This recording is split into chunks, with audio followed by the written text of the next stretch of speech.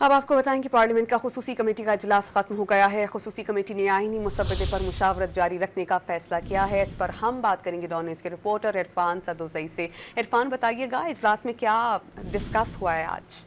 جی، آج بنیادی طور پہ اے این پی نے اپنا ڈرافٹ شیئر کیا ہے کمیٹی سے، جس میں جو سپریم کورٹ کے جو چیف جسٹس ہیں ان کی 3 سال کی جو مدت ملازمت میں توسیع ہے اس کی مخالفت کی ہے۔ اس کے علاوہ ہائی کورٹ کے ججز کے حوالے سے جو 40 سال کی عمر کی حد جو مقرر کی گئی تھی اس کے حوالے سے بھی انہوں نے تحفظات کا اظہار کرتے ہوئے اس تجویز کو مسترد کیا ہے۔ اور جو ذیلی کمیٹی تھی اس خصوصی کمیٹی کی، جس کا اجلاس گزشتہ روز ہونا تھا، وہ نہیں ہو سکا۔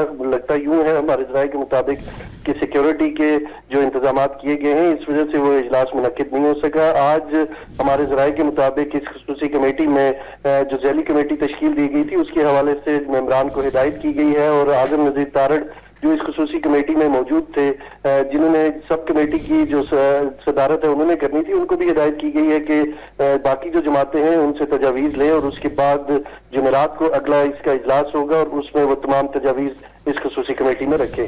بہت شکریہ عرفان، آپ نے اپڈیٹ کیا۔